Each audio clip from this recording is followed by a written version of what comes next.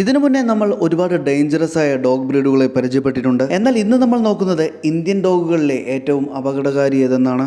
അത്തരത്തിൽ ഒരു 5 ഡോഗ് ബ്രീഡുകളെയാണ് ഞാൻ ഇന്ന് പരിചയപ്പെടുത്തുന്നത്. ഈ ലിസ്റ്റിൽ നമ്പർ 1 വരുന്നത് ബുള്ളിക്കുട്ടയാണ്. ഇന്ത്യൻ മാസ്റ്റിഫ് എന്നുകൂടി അറിയപ്പെടുന്ന ഈ ഡോഗിനെ പണ്ട് മുതലേ ഉപയോഗിച്ചിരുന്നത് ഡോഗ് ഫൈറ്റിങ്ങിന് വേണ്ടിയാണ്. അതിനുവേണ്ട ശരീരവും അഗ്രഷനും പവറും എല്ലാം ഇവയ്ക്കുണ്ട്. എന്നാൽ കൃത്യമായ ട്രെയിനിങ് ഒന്നും നൽകാൻ കഴിയുകയുമില്ല. അതുകൊണ്ട് തന്നെ ഈ ലിസ്റ്റിൽ ഒന്നാമത് ഇവയാണ്. നമ്പർ 2 കോംബൈ.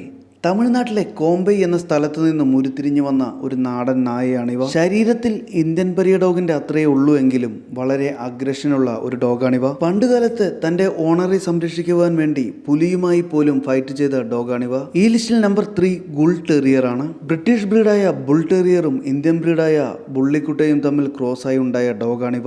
വളരെ പവർഫുള്ളായ വളരെ അഗ്രഷനുള്ള ഡോഗാണ് ഗുൾ ടെറിയർ. ഇവയ്ക്ക് വലിയ ട്രെയിനിങ് ഒന്നും നൽകാനും കഴിയില്ല.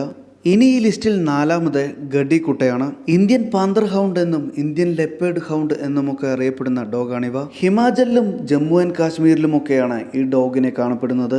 സ്നോ ലെപ്പേർഡുകളെ വേട്ടയാടാൻ വേണ്ടിയാണ് ഇവയെ പണ്ട് മുതലേ ഉപയോഗിച്ചിരുന്നത്.